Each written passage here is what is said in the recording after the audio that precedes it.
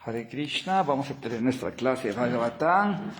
Damos bienvenida a Bhakta Jorge, que nos está aquí acompañando. Uriel, ¿se llama Jorge o Uriel? Bhakta Jorge, aquí está. Un saludo, Jorge.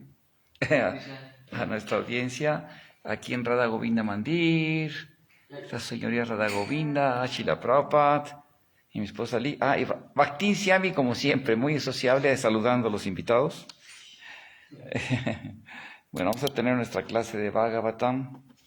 Estamos leyendo el canto 2, capítulo número 1, texto número 8. El primer paso en la comprensión de Dios. Texto 8. Narayana, si quieren verlo ustedes en WhatsApp para repetirlo. Narayana namaskritya naranchayva narotaman devi sarasati vyasan tato yayan udiraye. Om namo bhagavate vasudevaya. Om namo bhagavate vasudevaya. Om namo bhagavate vasudevaya. Texto 8. Primer canto 1, capítulo 1. Canto 2, capítulo 1. Texto. Como siempre, disculpándome de que no he dado muchas clases en las mañanas, porque estamos trabajando nuestro libro y hemos tenido muchas actividades también. Deberes de poner el estante en las mañanas, en fin, ya saben, de libros en los mercados y ahorita con lo del libro que estamos trabajando, pero bueno, estamos aprovechando. ¿Ya está? ¿Ya lo tienen? Repetimos. Idam Bhagavatam Nama Puranam Brahmasamitam Aditaivan Parado Pitur Dvaipayana Aham. Repítelo. Idam Bhagavatam Nama. Repetimos, Jorge. Sí. Repite con nosotros. Puranam Brahma Samhitam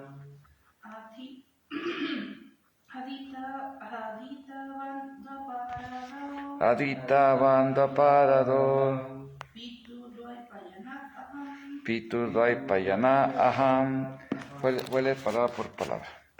Y dan Bhagavatam, Srimad Bhagavatam, Nama de nombre, Puranam, Purana, suplemento védico, Brahma Samhitam, aprobado por la esencia de los Vedas, Aditavan, estudié, Aditavan, Dvapara Ado, al final de Dvapar Yuga, Pitu, con mi padre, Dvaipayana Vyasadeva, Aham yo. Traducción.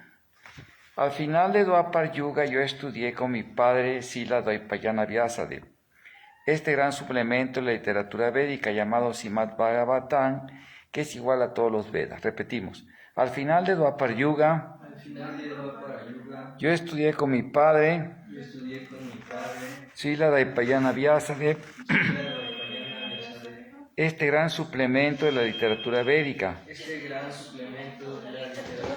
llamado Srimad Bhagavatam,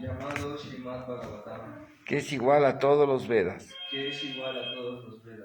Traducción.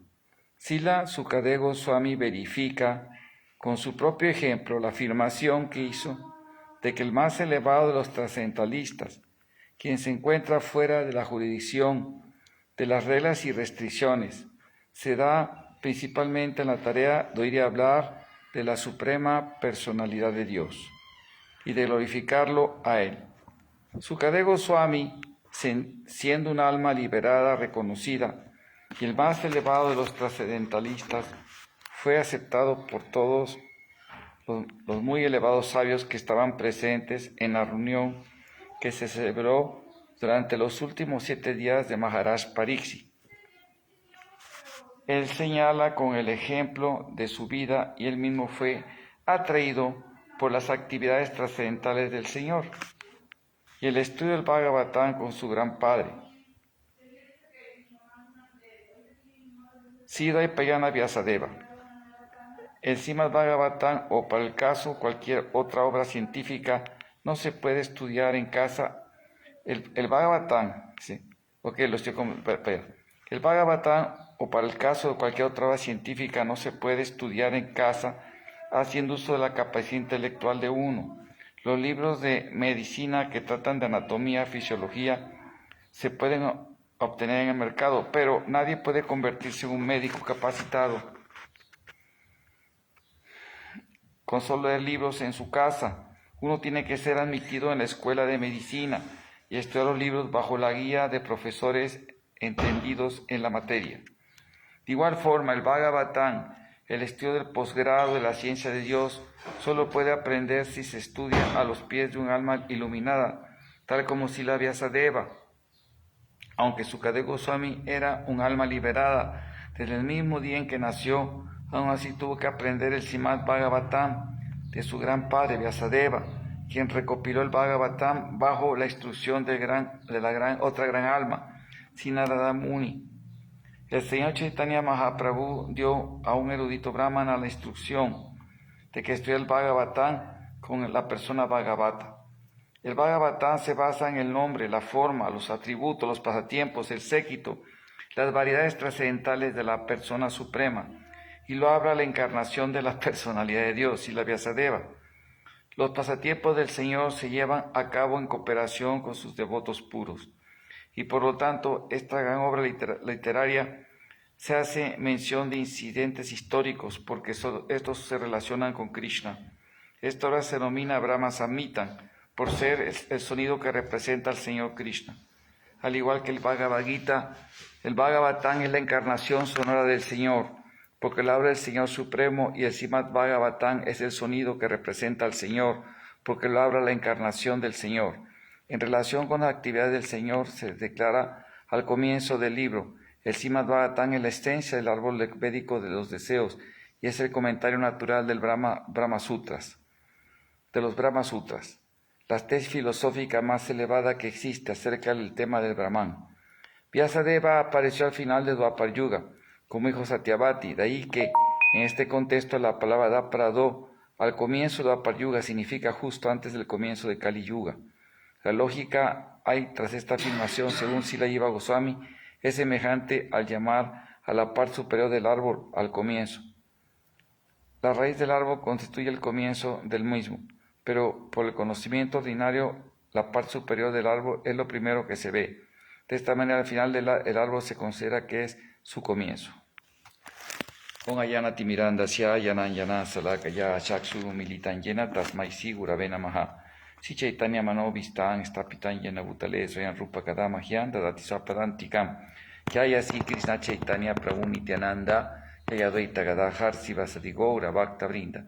Hare Krishna Krishna Krishna Hare Hare. Hare Rama Rama Rama Hare Hare. Voy a poner así el teléfono porque la conexión aquí con esta pared como que hace un pequeño bloquito. Muy bien, vamos a tener nuestra clase. Entonces, para todos los que nos están escuchando hoy, vamos a ponerlo haciendo a Radha Govinda. Ok, muy bien. Bueno, es interesante este verso porque aquí, por ejemplo, cuando un autor, digo yo que estudié literatura, ¿no? Cuando uno estudia, por ejemplo, tanto los libros literarios y más los libros que hablan de historia, de hechos históricos, no nada más una cuestión de como una novela o una cosa así sencilla, ¿no? Es interesante que, más si es una obra que hace referencia a un hecho histórico, nos dice, los autores realmente dicen cuándo hicieron la obra. ¿Sí me explico? No es que, por ejemplo, una obra que trata de la vida, porque el Bhagavatam, precisamente que fue mi estudio de tesis, empecé en la licenciatura, pero como me gradué por promedio lo sé para la maestría, el posgrado. En la tesis, o sea, la investigación, precisamente es cuál es la real antigüedad del Srimad Bhagavatam. Entonces, por ejemplo, cuando uno compone una obra, y más que trata de historia, el Bhagavatam dice muy claramente que de Parikshit Maharaj, en el 12º canto, en la sesión profética de Kali Yuga, que de Parikshit Maharaj al rey Chandragupta Maurya, ¿sí? cuando Chanakya Pandya iba a ser el rey Chandragupta, que fue el siguiente rey, ¿cómo se llamaba este rey de Magadha? ¿Cómo se llamaba este rey? Su antecesor. ¿Se acuerdan cómo se llama el antecesor, verdad? ¿De Chandragupta Maurya? De Chandragupta Maurya. No. Porque Bindusar y Ashoka son los... Pero hay otro rey que es el ancestro. Este me fue el chip, perdón. El rey anterior a Chandragupta Maurya. Bueno, hasta Chandragupta Maurya pasaría 1400 años. Dentro de 4400 años, dice el Bhattan, en futuro tenso, en sánscrito, que dice Bhavishyati, o sea, ¿qué pasará en el futuro? Porque en sánscrito Bhavishya significa en el futuro pasará. Y en el, ¿cómo se llama? Y en el presente, cuando está hablando del presente, se habla del, al sánscrito tiene un verbo, pues, se conjuga en presente. Y también en el pasado, que fue, ¿sí me explico? No es así una cosa de que es un lenguaje sin determinar tiempos, ¿no? De una persona que no determina cuándo. Como aquí, por ejemplo, está diciendo Dwaparado. Aquí la palabra sánscrita, como Jiva Goswami dice, que quiere decir como cuando un árbol, ¿dónde dice que empieza el árbol? Generalmente se ve el árbol, se le toma, en la punta del árbol es la ¿qué? El follaje, ¿no? Del árbol. Y la raíz del árbol. Y generalmente se toma, dice, o bajo, voy hacia abajo del árbol. Sabemos que el árbol empieza en su raíz, pero cuando se baja del árbol, algo, lo bajas hacia ¿qué? Hacia abajo. No lo bajas a donde comienza. ¿Me explico? Lo pones en la parte así. O sea, la idea es que generalmente el árbol no se toma como bien se ve como la follaje se toma como lo principal del árbol, donde bajan los frutos. Entonces la analogía que así Jiva Goswami es esta, para entender aquí. También se puede entender que está hablando que originalmente Adi significa origen, al principio. O sea, ¿sí? En el principio el Dwapar Yuga, que obviamente el Dwapar Yuga cuando vivió Sukadeva Goswami, que escuchó el Bhagavatam de él, fue antes de la entrada de Kali Yuga, específicamente, porque Sukadeva Goswami lo escuchó oralmente de su papá. Sí, lo escuchó. Y lo escuchó todo, y de ahí lo recitó a Pariksit. Y la compilación última del Bhagavatam, obviamente, es lo que traté en mi investigación. Porque, lamentablemente, o sea, tanto Bhaktivinoda Thakur, como lo dice en el Bhagavata, su teología, su ética, teología y teología, ¿sí? Y otros libros de él, declara osadamente, directamente, que el Bhagavatam es el principio de Kali Yuga, alrededor de 2000 a 3000 años antes de Cristo. O sea, como Prabhupada lo dijo, Bhaktisiddhanta Srila Prabhupada siempre dijo, Prabhupada, que el Bhagavatam tiene 5000 años, o sea, 3000 años antes de Cristo. Porque Prabhupada lo dice en Elevándose a la Conciencia de Krishna, en ese libro, que es un conjunto de conferencias que dio, y lo hicieron un libro. Prabhupada dijo que de esa autoridad, que las cartas en el 69 Brahmananda no son de autoridad universal, son individuales, no tienen autoridad para todos. ¿Sí me explico? Las cartas, de hecho, no quería que se publicaran las cartas, Prabhupada. ¿Sabían eso? ¿Sabías eso, Jorge? Que no se quería que se publicaran para todas las cartas, porque hay muchas instrucciones muy periféricas, o sea, un conjunto de enseñanzas, en este caso un cuerpo de enseñanzas reveladas y un canon de textos de un acharya, por ejemplo, de una gran figura así. Hay lo que se llama las enseñanzas centrales, esenciales, fundamentales, y las enseñanzas periféricas. Por ejemplo, una enseñanza periférica, Prabhupada central, leyendo el Bhagavatam, el primer canto, que también viene en el Mahabharata, y también lo viene Chanakya Pandita, también lo cita, son los 4 principios, ¿no? No comer carne ni pescado, no jodazar, no intoxicación, no sexo ilícito, ¿verdad? ¿Qué significa? Pues ya sabemos, ¿no? Sexo ilícito, no sexo fuera del matrimonio, entre un hombre y una mujer. Y matrimonio que dijo Prabhupada, lo dijo muchas veces, matrimonio que Prabhupada define es vivahayagya. No es que, no, ya me junté con una muchacha, ya, no, se llama matrimonio Gandharva, que era antes se practicaba, pero Prabhupada prohibió eso para Kali Yuga, no debe haber eso. Debe haber ceremonia de fuego, Prabhupada lo dijo. Sin eso dice que el matrimonio si no está santificado por el Vajrayagya, le dijo varias clases Prabhupada, y lo dice, es vida animal, también en Elevándose a la Conciencia de Krishna lo dice lo mismo. que precisamente eso es la diferencia entre el ser humano y el animal, que el animal no tiene, dice, no importa que seamos cristianos, judíos, ¿sí? ¿Verdad?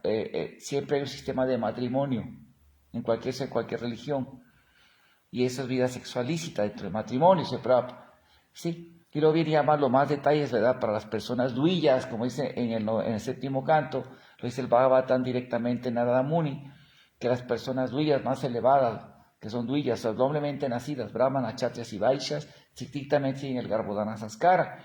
Y para la general la gente que es shudra, es mínimo, como dice también el primer canto y los dharmachasas, mínimos dentro del matrimonio. Es el estado ideal y el estado real, ¿sí? Y Prabhupada también lo dice en el libro de Krishna, el capítulo 85, 86, en esto de Sudama Brahmana. Prabhupada explica eso, que las personas que no siguen el Garbhodana Sanskara son personas en la cualidad de shudras, no duillas. Pero los duillas, especialmente los brahmanas, es obligatorio seguir las reglas del Garbhodana Sanskara para procrear hijos elevados, de clase elevada, más elevada. Pero bueno, el punto aquí es que son los 4 principios, es una enseñanza central, ¿verdad?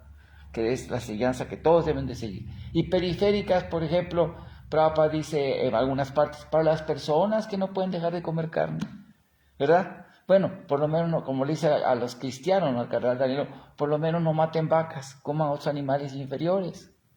O bueno, o cómanse ya cuando murieron, cómanse, así dijo Prabhupada, como los buitres, así dijo Prabhupada. Pero no es que esa regla es la que vamos a aplicar para todos. Ahora sí, Prabhu, vamos a predicar la concesión, la periférica. ¿Sí me explico?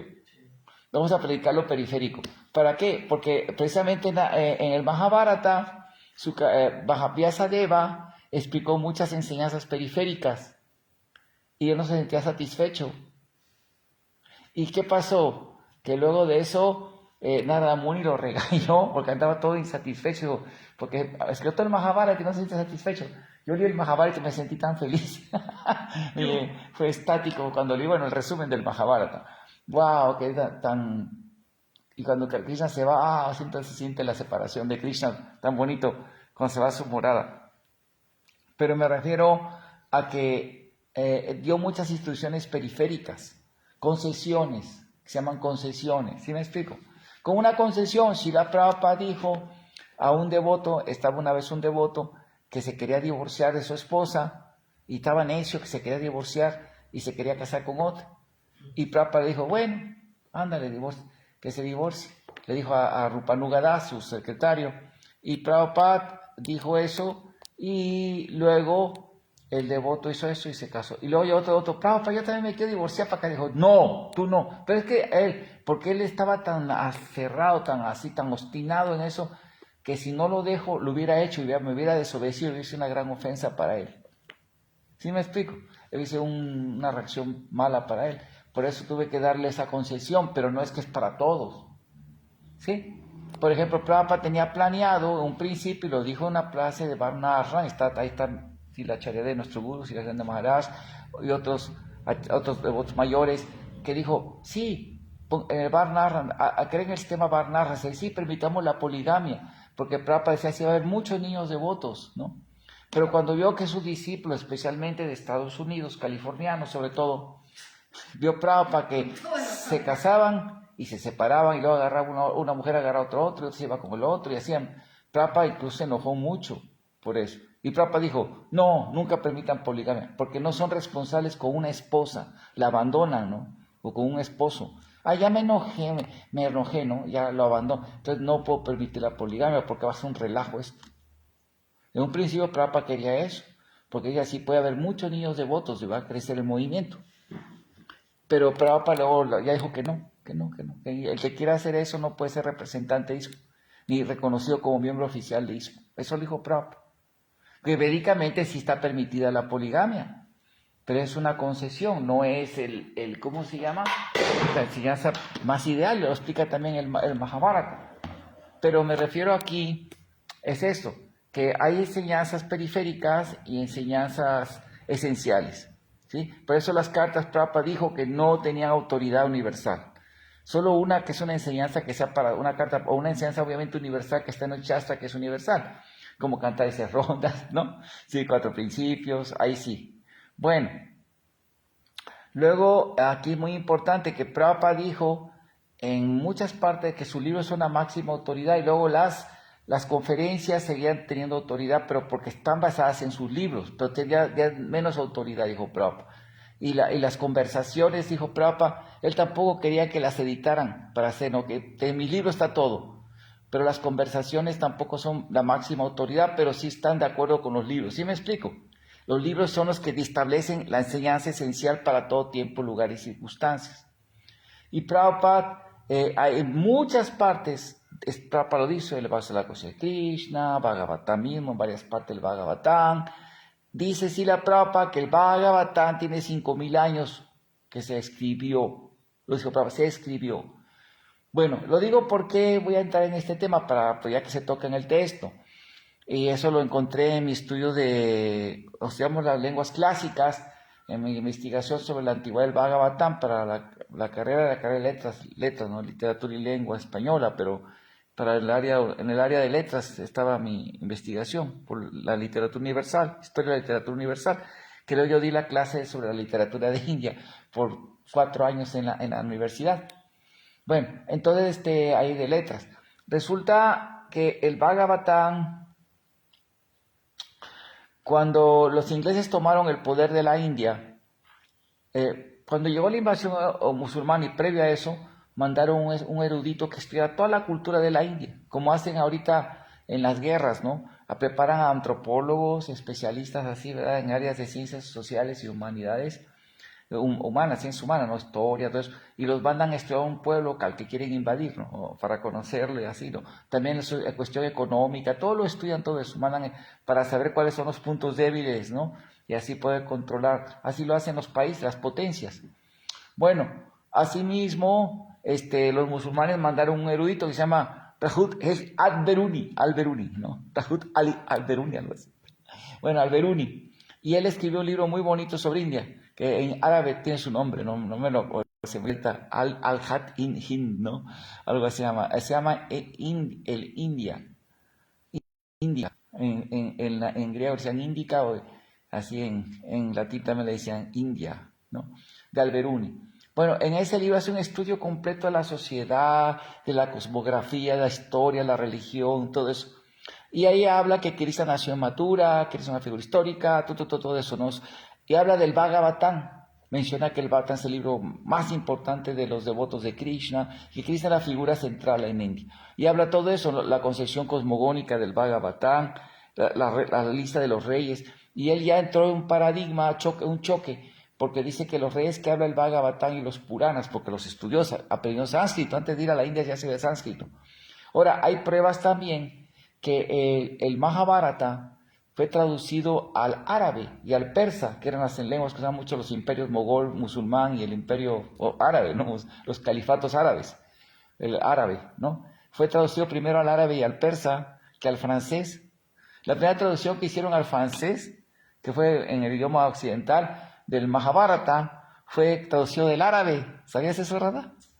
Sí, primero lo trajeron porque muchos árabes, muchos hicieron devotos de Krishna, aunque muchos musulmanes se impresionaron leyendo el Mahabharata, leyendo el Bhagavad Gita. Y el rey Akbar, que aunque fue analfabeto, pero se casó con una esposa Vaishnavi de entre sus reinas y se volvió Vaishnava. Y él, aunque dicen que nunca pudo ser vegetariano, pero era devoto. Entonces él se crió en Krishna, mandó a hacer los templos de Radha Govinda, mandó a hacer el templo de, ¿cómo se llama? Incluso lleva 2 años que era un gran devoto de Krishna. Porque hizo varios templos de Brindavan, Akbar, aunque su bisnieto fue Abranceno, fue un demonio, ¿no? Que destruyó los templos. Pero bueno, independientemente de eso. Bueno, y él permitía todas las religiones, menos los budistas, porque eran ateos. Él no los quería. Él les dijo, váyanse por favor. No los persiguió ni los mató, pero dijeron, váyanse.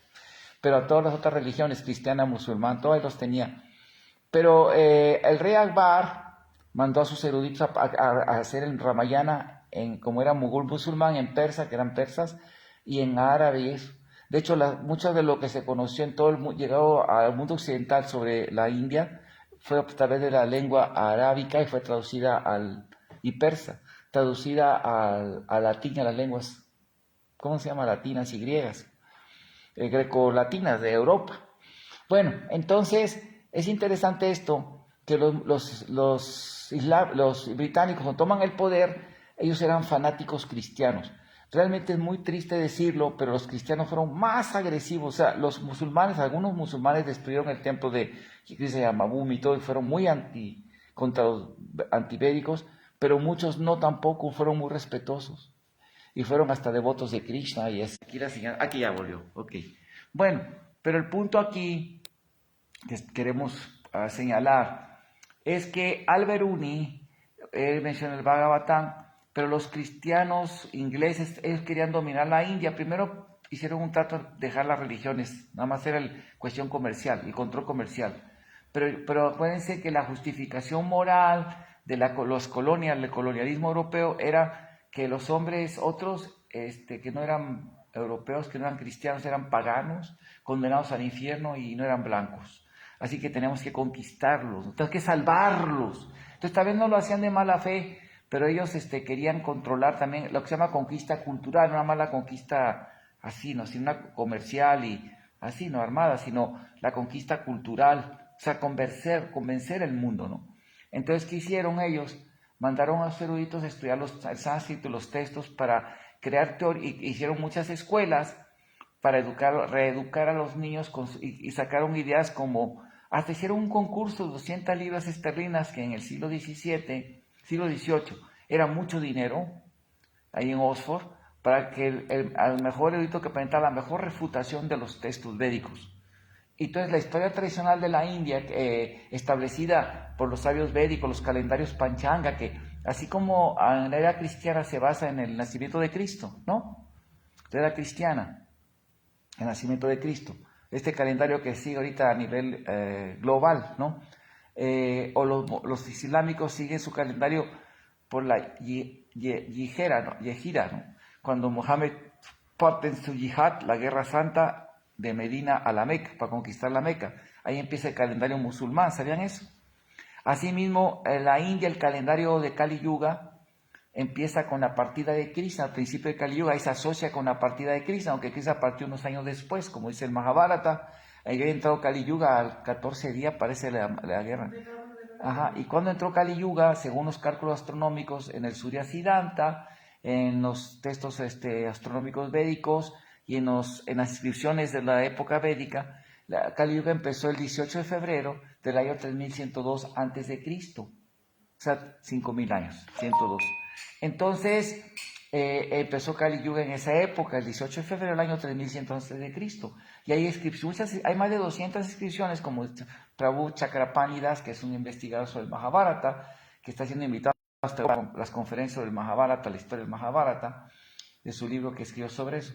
Hay más de 200 inscripciones que hablan de esta fecha, epigráficas, basados en ¿qué? En la astronomía védica de la India. Entonces sucedió que ¿cómo se llama? Lleva al principio, Radha, y le se lava las manos. Sucedió que ¿cómo se llama?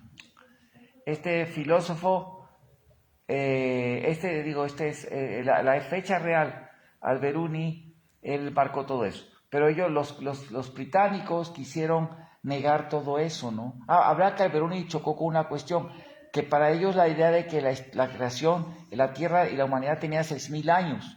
Entonces, cuando ellos ven que la historia védica habla de reyes que vivieron hace miles de años, más antes, millones de años de antigüedad, y no solamente que vivieron en otros yugas y vivían 40,000 años, como como también lo hicieron los asirios, los caldeos, que son antiguas civilizaciones más que los islámicos. Entonces, para él no pudo aceptar esa historia, ¿me entiendes? Entró en un conflicto con su paradigma. Y también los cristianos de la época victoriana que conquistaron la India, en época esa vieron que no puede ser posible porque Adán vivió hace 6000 años, y si aceptamos lo que dicen los Vedas, que el hombre tiene millones de años, la Biblia tiene que estar equivocada. Hola, Siami, Hare Krishna, anda en la ventana afuera, abre la ventana. Hare Krishna, Siami. Ahí anda afuera en la barda, de allá afuera, ya se fue para allá. Bueno, entonces resulta que ¿cómo se llama? Sí, resulta que para ellos la idea de que ¿cómo se llama? La idea de que el Bhagavatam tuviera 5000 años, no era posible. una cultura. Entonces, ellos tenían que decir, la Biblia fue la verdad absoluta, la primera revelación del mundo de Dios que dio a Abraham, Dios, y todo lo demás es pagano.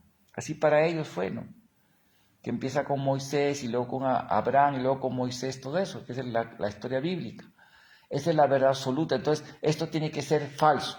Aparte que también tenían el concepto, los cristianos, un concepto muy falso, de que toda religión que no fuera la cristiana era falsa. Y digamos que las primeras religiones que los judíos se enfrentan al predicar el cristianismo, acá en ¿cómo se llama el cristianismo? En Europa, es la religión romana, grecorromana, que es influida por la griega, ¿no? Y los griegos tenían una palabra exacta para hablar de sus historias sobrenaturales, su historia así religiosa, historias así de ellos, que se llama mito, ¿sí? Así, mito y mitología, que son los relatos supernaturales antiguos, ¿no? Que hablan de cosas así extraordinarias.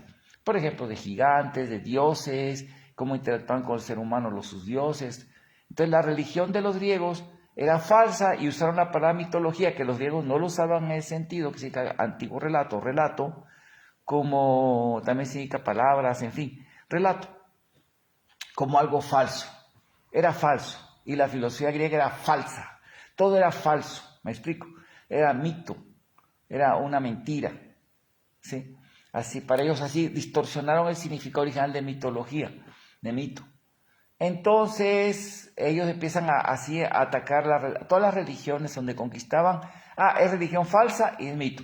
Y por lo tanto le llaman la mitología de la India. Así sacaron ese término que ha esclavizado la mente incluso ahorita de los hindúes, aunque ya van 70 años de independencia, muchos hindúes no se han desesclavizado de la mente y llaman a su propia religión mitología. Qué grosería, ¿no? Pero los racionalistas del siglo XIX, cuando dijeron ellos, ¿por qué llamas tu mitología a tu, ¿cómo se llama?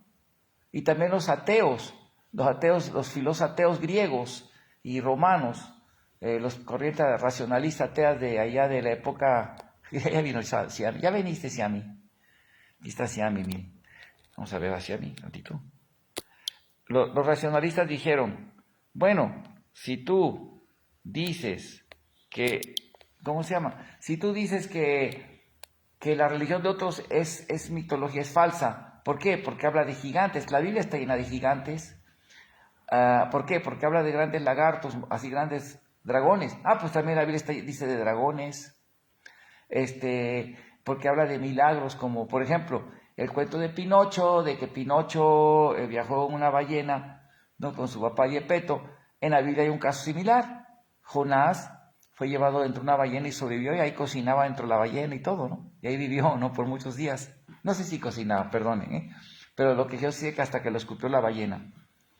O por ejemplo, un caso sería Aniruda, ¿no? Que de niño la mandó a robar ¿cómo se llama? El demonio, un demonio, ¿no? Muy poderoso, que tenía muchos poderes místicos, y lo mandó a robar porque sabía que lo iba a matar, y lo aventaron con una bruja, ¿no? Que lo llevó, y lo aventaron al agua, y un gran pez se lo tragó y ahí sobrevivió el bebé, hasta que pescan al pez y encuentran al bebé adentro. Lo pescaron inmediatamente. Claro que lo del pez se oye más creíble que un gran pez, porque hay muchos peces grandes, se pueden traer un bebé así de un sorbo en el océano, ¿no? Que hay unos peces grandísimos, ¿no? Entonces un bebé chiquito se lo tragó así entero sin masticarlo y lo echó a su estomaguito y se lo traen, y lo pescan de volada al pez y sacaron al bebé. Eso es más fácil que sea real. Pero la ballena, por ejemplo, para los cristianos, los hermanos Green dicen los cristianos dirán que el cuento de los hermanos Green, el relato, ¿verdad?, de Pinocho es falso por lo de la ballena. ¿Sí me explico? Porque es supernatural, pero sí dicen que es, ¿cómo se llama? Que el de Jonás sí es verdad. Entonces no, es falso. La Biblia está llena de mitos. Por ejemplo, que una niña de 12 años le diga a su prometido, perdona, pero viene un angelito, un hombre alado como las de pájaro, y dice que estoy embarazada por Dios, ya quedé embarazada así virgen. Pues imagínense, Ahorita puede ser, ¿verdad? Con una inyección seminal, ¿verdad? Intrauterina, ¿verdad? Una muchacha virgen puede tener un bebé.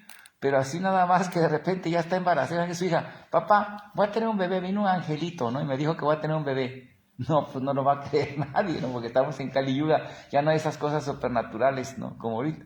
Entonces la Biblia también es mitología, ¿no? O por ejemplo que un muerto de 3 días y que le dijo, levántate, anda y ya caminó, es mitología, porque es supernatural, ¿sí me explico?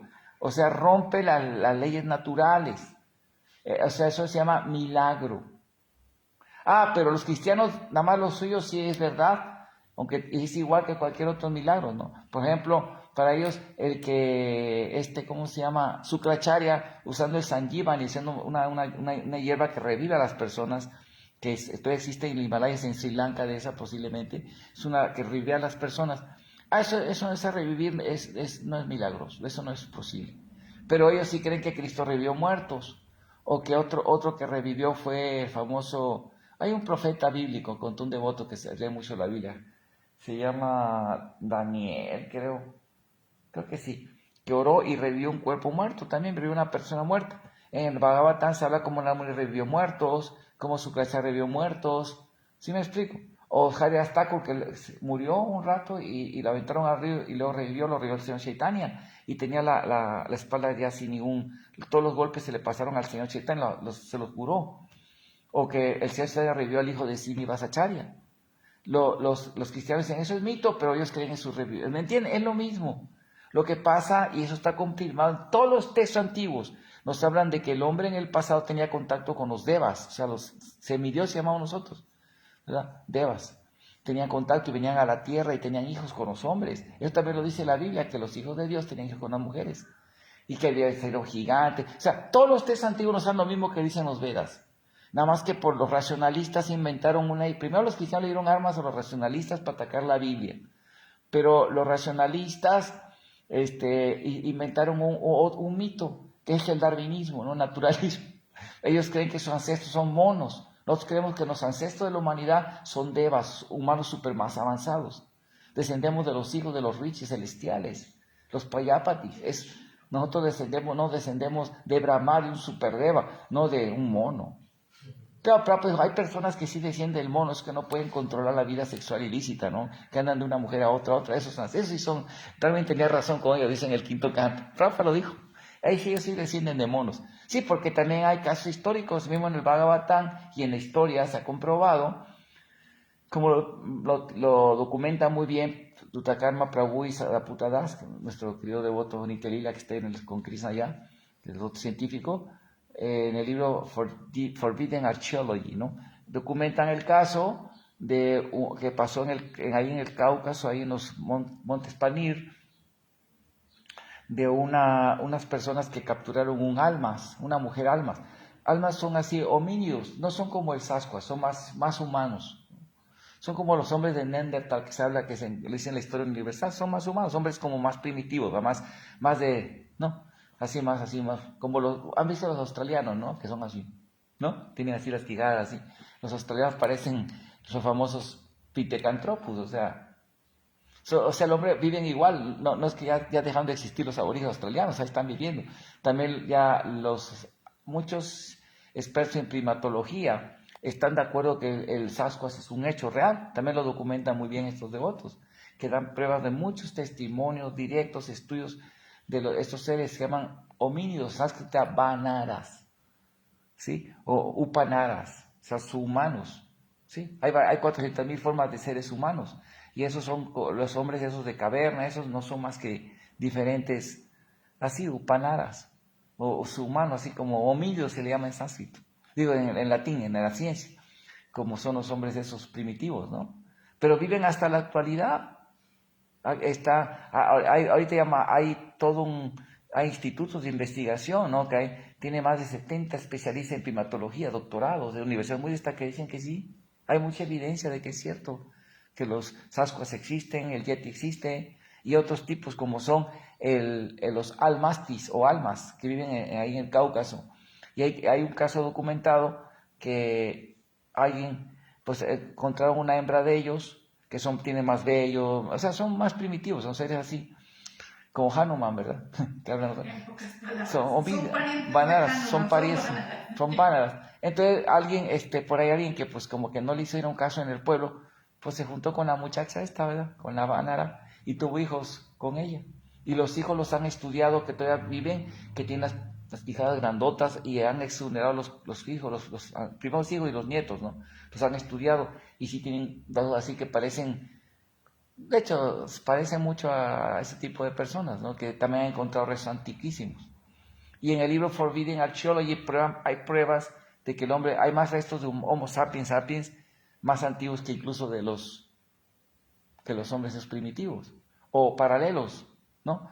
Hay otros que se llama el hombre pequinense, también lo han encontrado en China, también que han encontrado otro tipo de homínido que le llaman el Hobi, ahí en el sur de Asia, ahí en Vietnam, en Camboya, en esas selvas tan espesas, que son, pero esos son caníbales los tipos, ¿eh? Les gusta matar gente, pero los han visto caminando, caminan en dos patas así, son chiquitos, y los han encontrado también en fósiles. Eso les arde mucho a los darwinistas, ¿no? Porque les tumba su teoría, ¿no? Pues su cuento, ¿no? Pero aquí lo que estamos hablando que así. Entonces los ingleses inventaron una teoría que dice, para querer ridiculizar, para querer hacer que la Biblia y el cristianismo es lo máximo y yo ser lo máximo, que dicen, como los textos en sánscrito, el Devanagari, en el diccionario sánscrito, el Devanagari, como se han escrito todos los textos sánscritos, todo manuscrito de los Vedas es en Devanagari, ¿sí? Dicen que en realidad eso surgió muy después y sacan la teoría de que primero, ¿por qué? Porque había el Devanagari y luego, o sea, el sánscrito con el alfabeto que tienen los libros sagrados, ¿no? Devanagari, que era la lengua de los seres divinos, ¿sí? Que está en la ciudad de los dioses, es el sánscrito con ese diccionario. Pero empezaron a encontrar así que, por ejemplo, en los pilares del rey Axoka, en las así inscripciones más antiguas que son por el 2000, 3000 antes de Cristo, encuentran escritos pero en otro tipo de lengua que se llama Brahmi y la lengua Prácrito, que es el sánscrito mundano o vulgar, como digo, latín clásico, latín vulgar, me explico. Entonces, ahí no se escribe en Devanagari, se escribe así pero sin rayita arriba, como el Devanagari.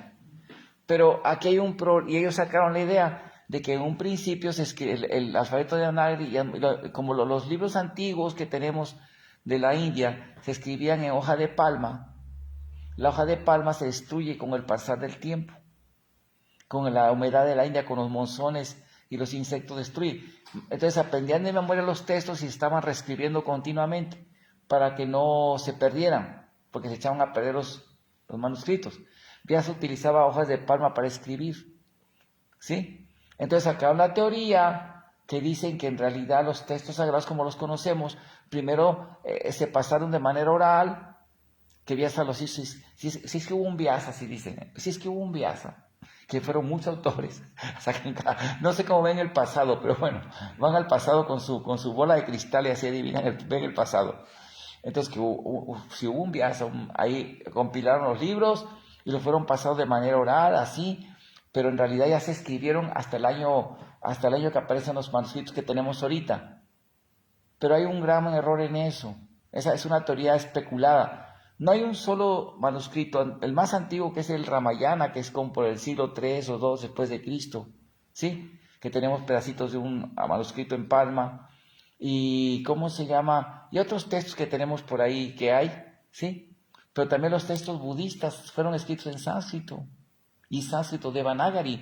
Los textos jainistas sagrados también de ellos, que son corrientes opuestas a la cultura védica, están en sánscrito. Los textos de los charvakas, las tesis filosóficas que refuta Vyasa en el Vedanta Sutra, fueron escritos en sánscrito Devanagari. Entonces, decir que el sánscrito Devanagari lo inventaron por allá, ya muy después de Cristo, como dicen los estos, ¿cómo se llama?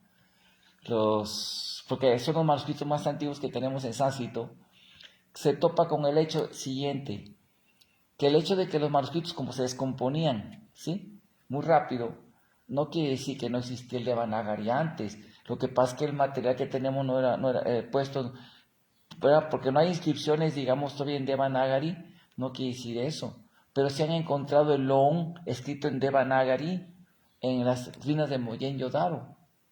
Mohenjo-Daro. Está el Loon así, pero en Devanagari, no está escrito en otro idioma, porque hay varias formas de escribir Loon en otros idiomas, del mismo de la India. Pero el punto aquí es que eso no prueba que el Devanagari lo inventaron y que los Vedas lo inventaron después de Cristo. Es una teoría cristiana totalmente. Es falso, porque Panini, que es la primera o la gramática más conocida de todos, es la de Panini, que es Vyakarana, el Vyakarana de Panini. Todos están de acuerdo, los escritólogos, de eso no tienen dudas, que primero que no sabe exactamente cuándo vivió, y que por lo menos dicen que es del 6 antes de Cristo.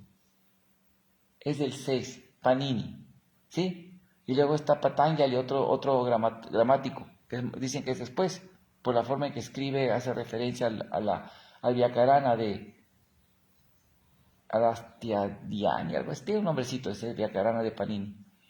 Entonces, y Panini dice que él desciende de 70 maestros anteriores que escribieron gramática antes de él. Él es difusor de 70 libros de gramática antes que el suyo. Imagínense. Y eso los especialistas en lingüística lo aceptan. Entonces, ¿cuánto habrá vivido? O sea, poniendo que fuera un parámpara, porque a lo mejor es posible, pero yo creo que para escribir, si ya escribieron un Vyakarana, tenía que ser otro cuando se pierden los otros, ¿no? Yo no creo que sea un maestro tras otro, sino que son, antes de 70 también que hicieron Vyakaranas, pero no se define que fuera el parámpara.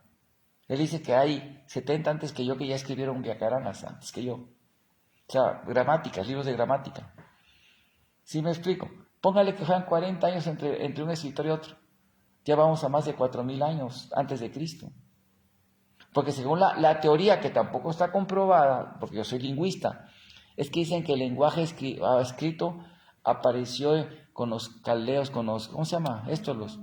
Los caldeos, los que viajaban mucho, ¿cómo se llama esto? Los asirios, ¿no? Los que viajaban mucho, ¿cómo se llama estos? Asirios, ¿no? Es que viajaban mucho en barco, que fueron los que inventaron la escritura y el lenguaje, en el 4000 antes de Cristo. Ellos dicen eso, ¿no? Los mesopotámicos, los asirios, uno de esos que viajaban mucho en barco. Y sí se han encontrado pruebas de Mohenjo-Daro, de que llegaron a Mohenjo-Daro, tenían contacto comercial por la navegación, era un puerto, y también lo de Endoarca. Caldeos, ¿no? Caldeos y eso. Pero es una teoría que no está comprobada, solamente todos están de acuerdo que es una hipótesis, todavía no saben a ciencia cierta dónde empezó. Hay escritores como Horace, ¿cómo se llama? Ben Jacobi, que dicen que no, que el Rig Veda fue compuesto escrito antes que los tres babilónicos, como la epopeya de Gilgamesh, ¿no? ¿Cómo se llama? El código de Hammurabi, ¿sí? Fue escrito antes el Rig Veda. Y hay pruebas de que, ¿cómo se llama? De que el Rig Veda se conocía en época de los hititas, de la época egipcia, casi 4.000 años antes de Cristo. Porque hay un texto de hitita que habla y repite y se implora a los devas, Varuna, Indra y todo eso, ¿no? Y el idioma hitita es muy semejante al sánscrito.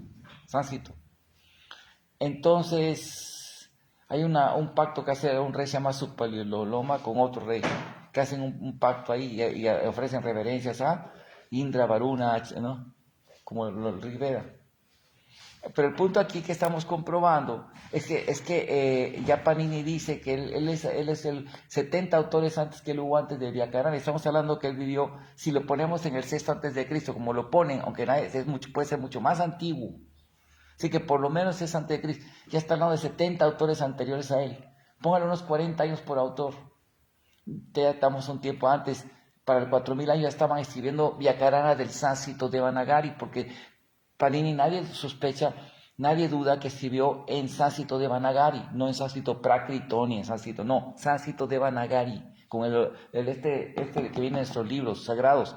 Y todos los textos, mismo el Rig Veda, que dicen que es el texto y todo lo que se ha pasado oralmente, sin ninguna, que no tiene, que todavía no hay interpolación en los textos védicos. Sí se ha dicho eso, ¿no? Y que se lo saben de memoria. Hasta la fecha hay Pandit, dice otro arqueólogo, Stuart Pigot, que estuvo estudiando ahí en Mohenjo-Daro y Harappan, que conoció eruditos brahmanas que recitaban todo el Mahabharata de memoria, Radha, todo. Aprendían desde niños todo el Mahabharata de memoria, y de los Rig-Veda se lo sabían de memoria todos desde niños, sabían todos los pandits, de memoria, todo así de memoria los 4 Vedas. Y ya has visto que todos los manuscritos de los Vedas no tienen interpolación, están a tal cual. Entonces, ¿y en qué son? ¿En qué se escriben? Cuando lo escriben, en Devanagari. Y los copistas, cuando copiaban, se los daban a los pandits para que checaran que no tuviera errores, que sean de memoria todos los textos. Entonces, es bien interesante todo esto, porque el Mahabharata sí fue alterado, o se le interpoló y eso, ¿no? Por los reyes y algunos Puranas también, pero en los Vedas no hay eso. Pero aquí el punto, no, incluso el Bhagavatam también tiene, porque al copiar pusieron algunos textos de los comentarios que lo pusieron como texto. Lo explica nuestro Bhagavatam, Prabhupada lo explicó, él estudió los 14 comentarios más importantes del Bhagavatam. Y ahí pone, él lo dice en la edición, es crítica, en tal comentario de tal acharya aparece este verso, aparte de los que está aquí. ¿Sí? Bueno, aquí el punto que queremos establecer es que si ya Panini escribía el sánscrito de Devanagari y dice que él es autor después de 70 autores antes que él, nos podemos imaginar nosotros, también los Nirukta, los diccionarios de sánscrito están en Devanagari, y te digo, el Devanagari fue utilizado como, o sea, este tipo de, ¿cómo se llama? De escritura que usamos en los libros sagrados, fue usado por los Jains, que son también la época de Krishna, por los budistas, también lo usaron sánscrito, y inventaron una lengua que se llama Pali, otra lengua parecida al sánscrito, derivada del sánscrito, para sus textos, pero también tienen en sánscrito Devanagari, y también utilizan el Devanagari hasta para los textos sagrados Pali. Entonces, ¿cómo pueden decir que el Devanagari no existía? Eso es una invención cristiana, es ridículo, ¿verdad? Y así dicen ellos que por eso el Bhagavatam fue escrito en el 9 después de Cristo. Una especulación, ¿no? Total, pero el Bhagavatam, por ejemplo, ya como en mi tesis lo compré, de muchas pruebas de eso, y hay un resumen que lo escribió un journal de ciencias sociales, que lo hacen a estudiantes de la Universidad de Stanford y otras universidades, que hasta ahorita nadie me lo ha refutado, y los que lo han leído, los académicos han dicho,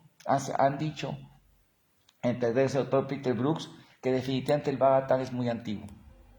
Ya tiene su efecto. Está diciendo que sí, tiene un pasado muy antiguo, que sí tiene lo que Prabhupada dijo, no lo que dicen las teorías contemporáneas. Y aquí también lo dice el libro. Sí está diciendo que originalmente yo escuché el Bhagavatam, estoy yendo a Par Yuga, dice el Sukadeva Goswami. Está diciendo. O sea, está hablando de antigüedad enorme, ¿no? Y además Vyasa lo compiló que te transmitía oralmente, lo explica el Bhagavatam, que fue hablado por Sankarshan a los Kumaras. Es una línea que desciende hasta Parasara Muni. Y otra es la que desciende recibe Brahma, luego Narada Muni se lo cuenta a Vyasa, y Vyasa se lo cuenta a Sukadeva lo cuenta a Pariksi, y luego lo amplía. Y una pregunta que dice, bueno, ¿por qué Vyasa, cuando habla del Bhagavatam, él dice Vyasa Vacha, lo dice el Bhagavatam, ¿no? Pero si luego fue hablado por este y por este, porque Vyasa veía el futuro, habla del futuro Vyasa de una manera tal directa como se cumplió, Y también la astronomía del Bhagavatam, cuando Krishna nació, las constelaciones de Krishna fueron hace también 5,000 años. Son el año 3160 y tantos antes de Cristo, cuando Krishna nació, de acuerdo a los últimos estudios arqueoastronómicos. Y vienen las constelaciones, que estaba la Rohini, que es Aldebarán, la estrella Rohini, que estaba en la Nakshatra, la estrella Rohini. Y también cuando comenzó Kali Yuga, todos los planetas, todo eso está bien estudiado. Y eso viene hay un gran sabio que se llamó Airavata, un gran matemático. De hecho, hay institutos en India que se llaman Airavata, hay un cráter que se llama Airavata, hay ¿cómo se llama? Es reconocido, fue el padre de la trigonometría, un gran sabio, que fue el primero que estudió las constelaciones del Mahabharata para sacar cuándo fue la época. Exactamente lo que dice el Surya Siddhanta, lo que dice los Panchangas, los calendarios de la India, que así como el calendario cristiano guía ¿cómo se llama? La cultura de nosotros, así la cultura de la India fue guiada por la partida de Krishna con Kali Yuga. Y todos los reyes, hasta luego la era Saka, el calendario Saka, y luego el calendario, ¿cómo se llama? El otro era el calendario Vikram, son dos calendarios de la India, el Saka Apta y el Vikram Apta, ¿sí? todos se refieren a Kali Yuga. Tanto de Kali Yuga empezó nuestro calendario, cuando Krishna partió. Todo eso es una historia. ¿Sí? Y no es que Krishna, no, o sea, no es como la historia contemporánea, dice que Krishna vivió por el 9 antes de Cristo, ¿ya? Y que si hubo, el Bhagavatam fue hecho de muchas manos, todos los Vedas fueron muchos autores, y hubo quizás hubo un Vyasa por ahí, o son muchos Vyasas, y lucubraciones, ¿no? Y que por eso todo es muy temprano, esas son fantasías. Y Prabhupada quería que los devotos por eso estudiáramos, para comprobar que eso es falso, y demostrar la real historia védica. Que eso quería que sus discípulos que tuvieran esa cualificación académica y fue uno de los servicios que nos ha dado Krishna y nuestro maestro espiritual ¿verdad? Y ahí estamos predicando sobre esto. Bueno, vamos a parar aquí. ¿Hay alguna preguntita? Rada, Bhakta Jorge, ¿alguna duda por ahí? ¿No? Bueno, vamos a parar aquí la clase. Muchas gracias. Todo lo Shila Prabhupada, Radha Govinda.